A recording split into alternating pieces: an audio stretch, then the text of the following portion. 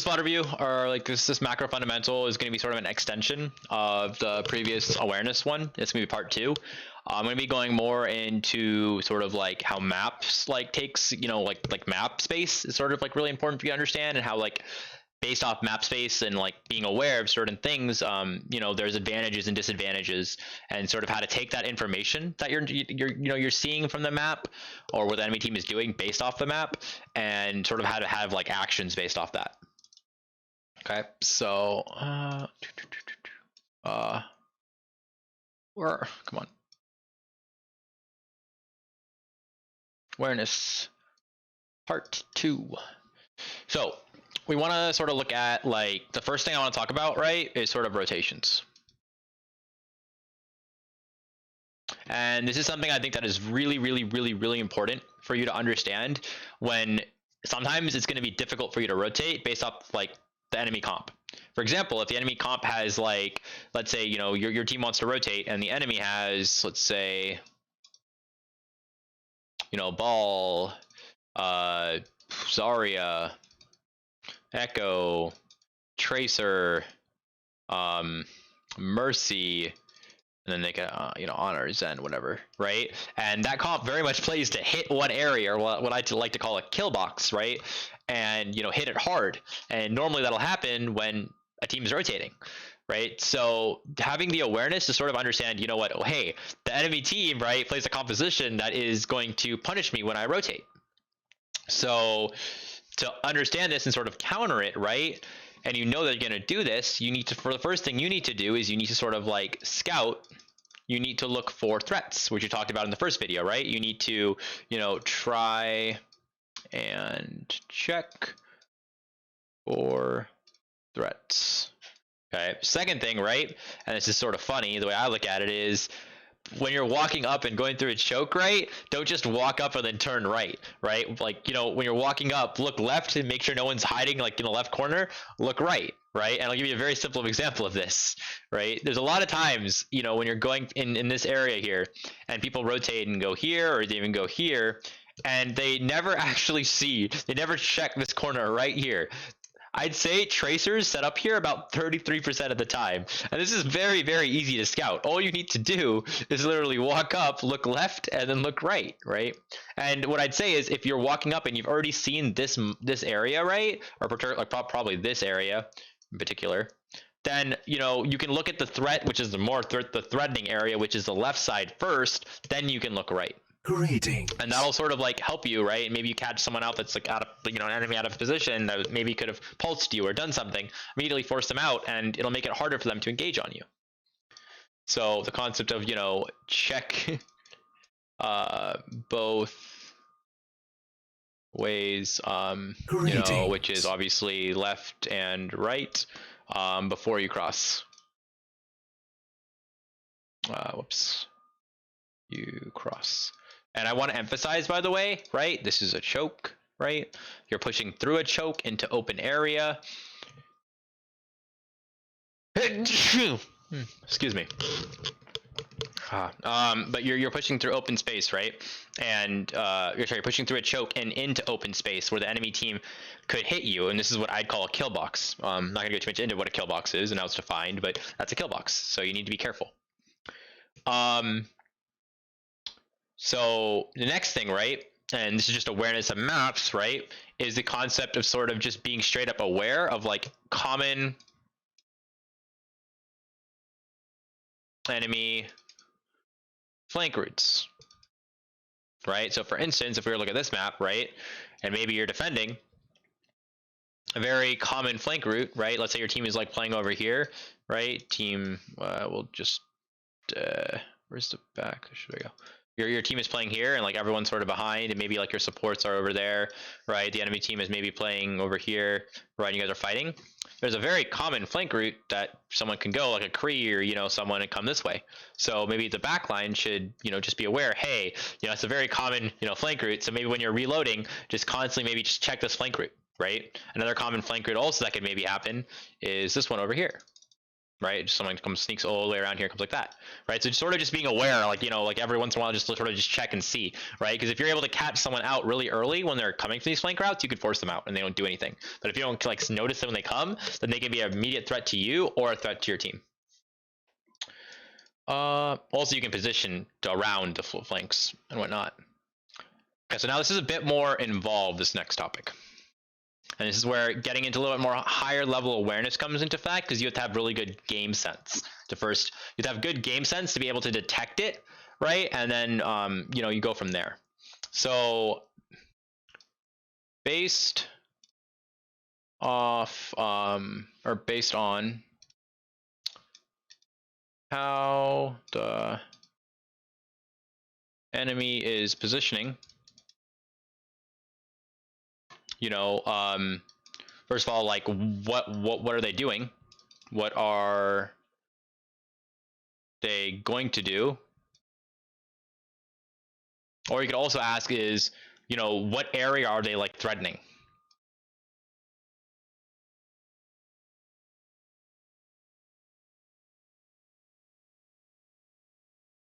Okay, so let me explain this in a very simple way. And I'll actually use KR for this example, because I think KR sort of is a very simple thing, and it explains it really well. Actually, let's just do that and do that. KR. Here we go. Full screen. Okay. So here, right? For example, if you see an enemy Reinhardt, like, you know, so there's a Reinhardt right over here and his team is behind, and your team is over here in this choke, and you see this Reinhardt really close, right? You should instantly think that, hey, that Ryan's really close. They might be, since they're close like this, they're either looking to poke or they're threatening this area right over here. They're looking to go early. But, right, if you see the Reinhardt maybe now over, let's say like over here, right? You know, the Ryan's really far away, like over here, and his team is there, right? And you're like over here, your team's here. Then you're like, huh? Well, that Reinhardt's not really threatening me like on this rotation, right? They're not threatening this light area, right? No, because it's really far away. They're probably more threatening like this area.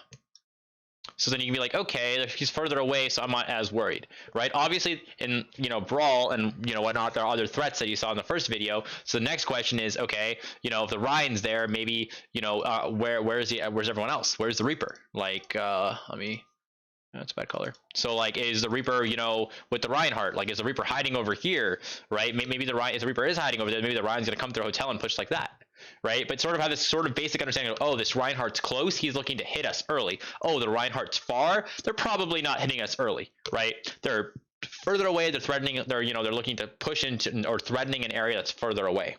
Another way of looking at this too, right, is, you know, you see the enemy team all on the high ground. You see, you know, everyone sort of up here on this high ground. Then you sort of think, you're like, okay, well, they're on the high ground. What area are they threatening? Well, they're not threatening this area, right? No, like, you know, they can't do anything. They're far away. They're threatening, you know, the point and probably this area. This is where they're threatening, and maybe like over here too, right? So you sort of have to understand, like, okay, they're on the high ground, right? So that means I'm free to, you know, like look to take space. I'm not scared of this area anymore, and you can like go from there. Now, at sort of a higher level, now it's like, okay, well, they're threatening blue, right? We're able to rotate to, you know, the light blue. How do we force them out? You know, how do we, you know, take the space? You know, do we hard engage on them, right? Like, what do we do? And I'll sort of like write down the options here, right? So like, how do you deal with this, for example? Do you look to soft pressure them? Do you look to maybe another rotation? Do you look to like hard engage on them? Do you look to maybe try and split focus? And I'll give examples of all of these.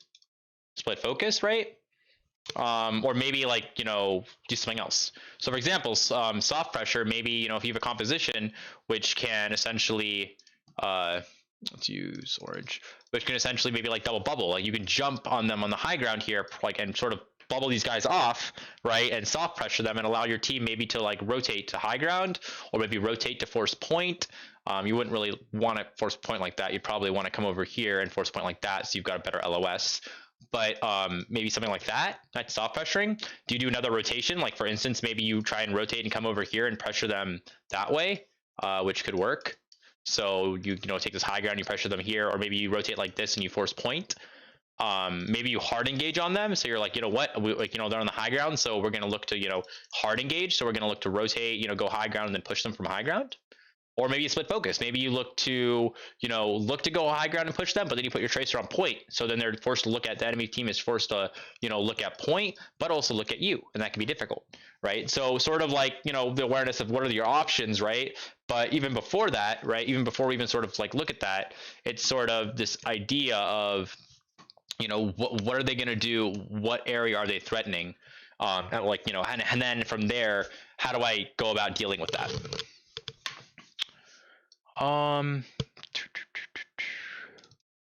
That should hopefully make sense. Let's go into another topic that I think is very, very interesting, and I think actually let me get another example of this that I think is a cool example, and I think everyone should hopefully relate to this. Hollywood.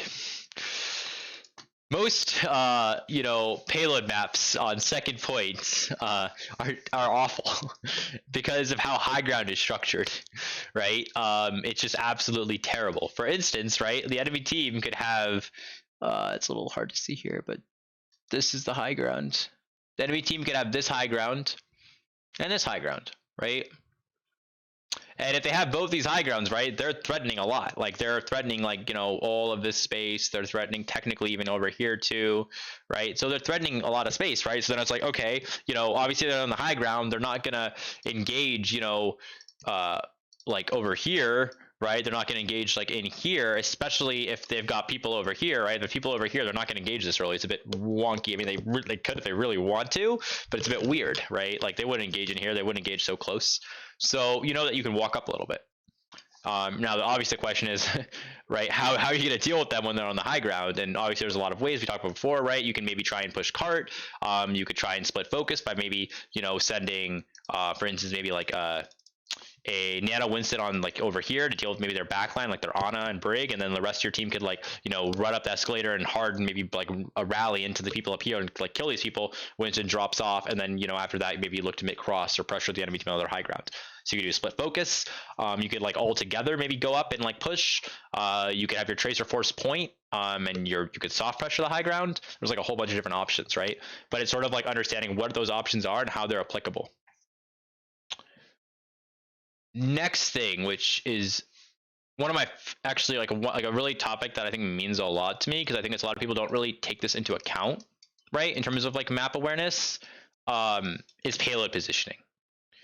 So I'm not gonna talk about points, right? Like points is point, and like sure you can talk about point and how like going to point, there's map geometry. So for instance, if you like run to this point here, you should be aware that what if there's people on high ground, right? You're sort of gonna get surrounded and shot at by multiple different ways. So I hope you can have someone like soft pressure these angles so you don't just die. But what I'm actually talking about with payload positioning is sort of actually understanding like what it means, where the payload is. And if we look at King's Row second point in particular, the one thing that I think is very, very, very important to understand when you're thinking of payload positioning is the first concept, right? Is there one fight left, or are there two fights, right? In terms of like where the payload is. So what I mean by that is if the payload is like right over here, like like getting it's a little hard to, if I can move this. Oh, there we go. If the payload is like in this area here, like in the arches, then for a fact, right, and your team's like over here, your team is defending, there's going to be one fight happening here, right, and then you'll have another fight when you recontest. So there's two fights, right? Which means, okay, cool, there's two fights, right? If we lose this fight, not that bad, not the end of the world. We have another fight. Maybe we can force out a bunch of ults this fight, come back with a bunch of ults, and then retake.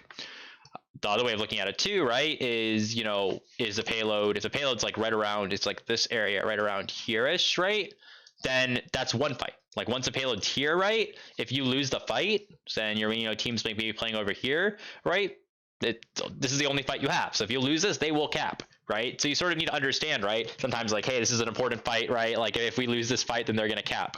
Or maybe you can be like over here and it's like, hey guys, don't worry, we have two fights. Like if they use 4 ultimates, it's fine. It's you know, not the end of the world. We can come back. We can use our ultimates and we can maybe win. Okay. Next topic, okay, about this. So now this is sort of the 1 fight, 2 fight thing. Very basic sort of understanding, you know, based off where the payload is it, you know, is there 1 fight left or is it 2 fights? Is someone on the cart when the fight is happening, right? Who is it and how does that affect the fight?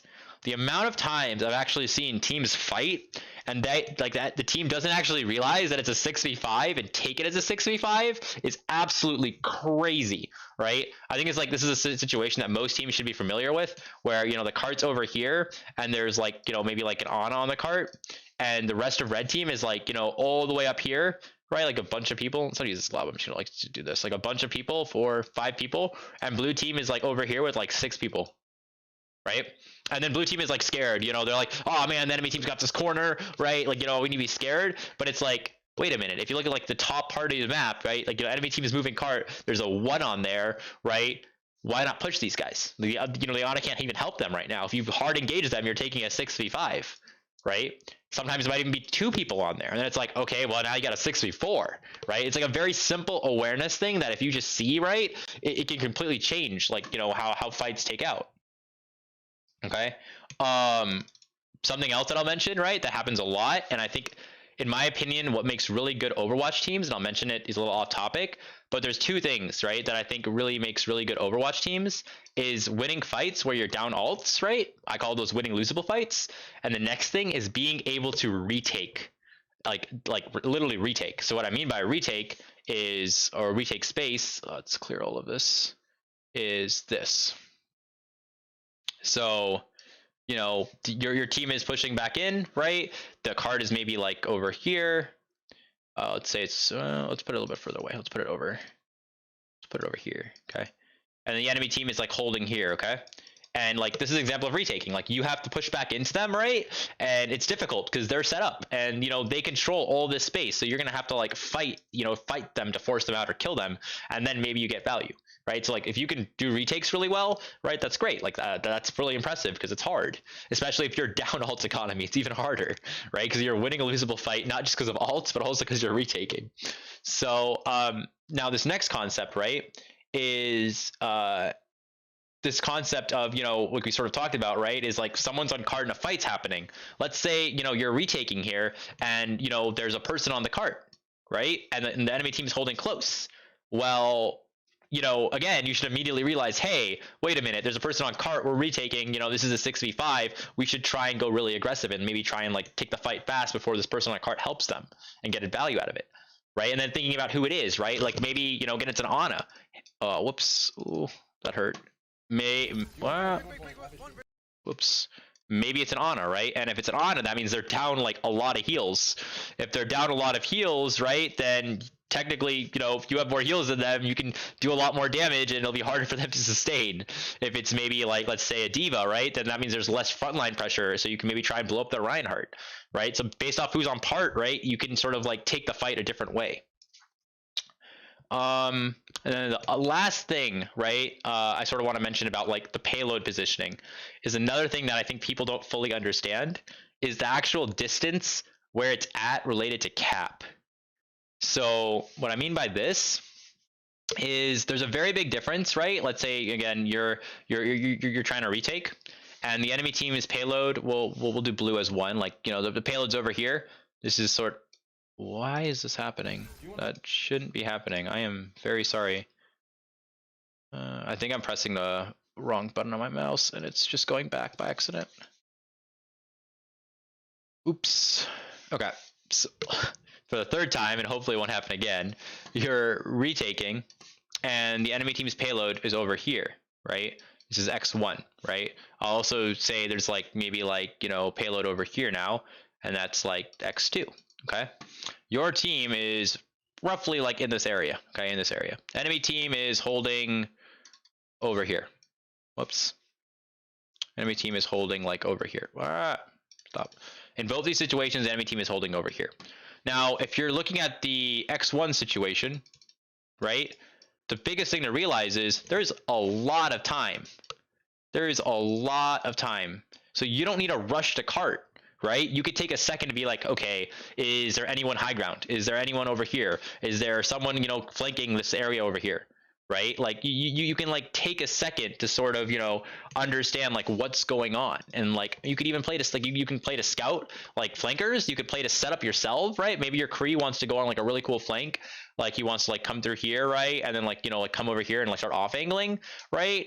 Maybe you want to get someone high ground for some reason, right? You have time to do that because the cart's so far away. The fight is not being forced yet, right? Like there is no reason for you running to cart or running into the enemy team. You could just chill, right? You could breathe, right? But if it's X2 now, the whole situation changes, right? Because the cart's about to cap, which means that, you know, that cart is inherently forcing a fight, which means that, I'm sorry to say, now you don't have as much time to scout. You don't have a lot of time to set up. You're sort of forced to run to cart and like deal with the enemy team and stop it, right? Or maybe one person on your team can go stop it, and then the rest of your team can maybe go clear and scout, which could work, but the person going to cart could just die. Then the question is that even worth it, right?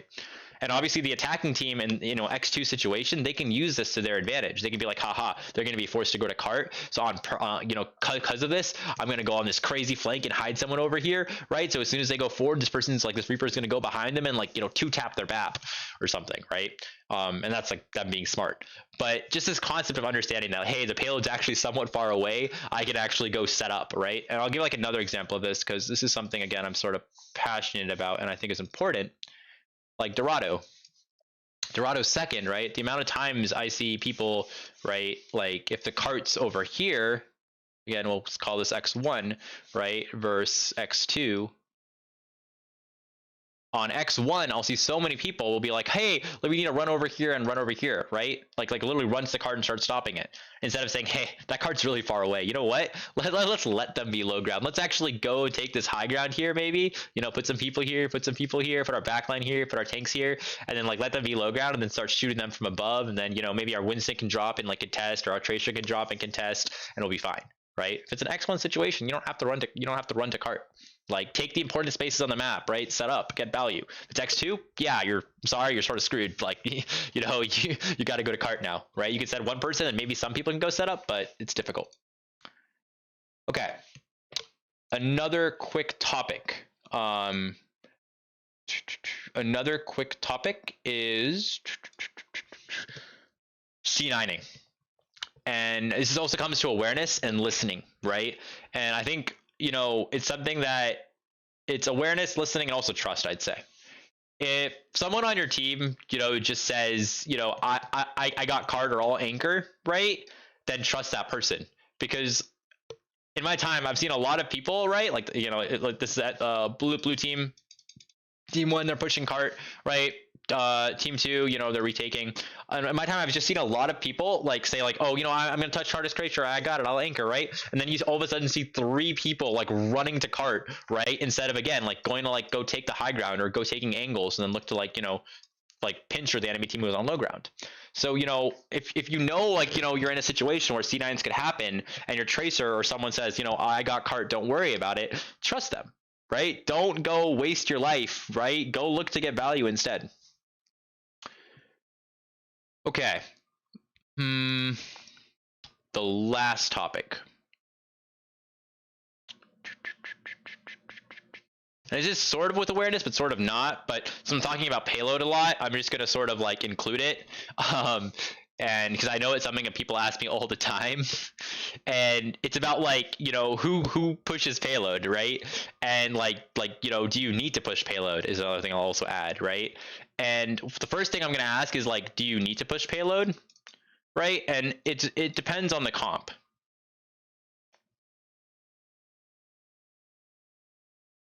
For example, if your comp plays a lot for setting up, and for instance, you've already pushed that payload to like a 1-fight situation, right? You don't need to worry about pushing the payload anymore. For example, I think almost everyone knows this, but in watch point attack, if you push that payload, you know, first point under the bridge, a little bit more up the slope, that's 1-fight situation. You don't care about pushing the payload anymore. It's done. You know, you can chill. The payload's pushed, right? You can leave the payload now, and you can go fight a 6 instead of 5. So, sometimes you can push the payload to where it's one fight and you're done, right? Sometimes, sometimes you push the payload as much as you can, and then you can't anymore. And I'm not going to go too much more into that, but then you leave and you go fight. So what I'm going to talk about now is sort of who pushes payload. And in a very basic sense, the way of breaking this down is a few variables. I'll sort of put it that way. Okay, so we'll sort of put it: is there verticality on the map? Verticality, like high ground. I'm probably still gonna spell this wrong. Verticality, right? Is your team holding close, or are you guys holding far, right? And holding close, why? Because that means you're gonna try and brawl more, right? Or apply early pressure. Far, why? Because you're gonna spam more, which AKA is ranged, right? Ranged people. This is brawl. This is close range melee stuff, right? Verticality, you need mobility. So in all of these situations, right, you have different attributes, right? And based off what as a macro your team is doing, you probably want different people on the cart, right? So for example, if there's verticality on the map, right, you probably want someone who has verticality to be on the payload. For example, you might want Diva, you might maybe want Lucio. Believe it or not, you might even want Mercy. Why? Because if your team wants to go set up and hold close, for example, they want to take the high ground, right? So they have to go through bank, maybe go like this, or go all the way, come here and take the high ground, right? Well, the person being on cart, when as soon as the fight happens, that person wants to just be able to fly up, right? Or Lucio wall ride up, or Mercy just fly up to the echo or something, right? Now, if you're holding close, right, then you preferably want someone with long range. Why? Because if ever your brig, for example, if you have a brig, wants to be able to hold close and brawl, because maybe your brig has rally or something, right? So maybe you want someone who has range, like maybe an Ashe or a Winston, for instance, or Winston can hold on card and then jump into the fight because you're holding close and going to commit and brawl. If you're playing spam and ranged, right, then you don't really need anyone set up who is potentially a melee person. So for instance, brig, right, could maybe be on cart, because if you're playing to spam and do range stuff, you don't really need your brig, because your brig's not going to do anything. It's just range, right? So you sort of need to understand what attributes are sort of happening, and based off that you can choose different people. Okay. So that's sort of map awareness and sort of understanding how map space takes into account, understanding enemy flank routes, right? We talked about rotations. We talked about, how the enemy's positioning and how, that sort of talks about, what areas they're threatening and how they're looking to play, sort of briefly on how to deal with that. We talked about payload positioning and what that means, because again, I think it's something that's really, really important, but not talked about too much. And, yeah, so hopefully this should be good. I tried to keep this nice and short, and hopefully it's helpful.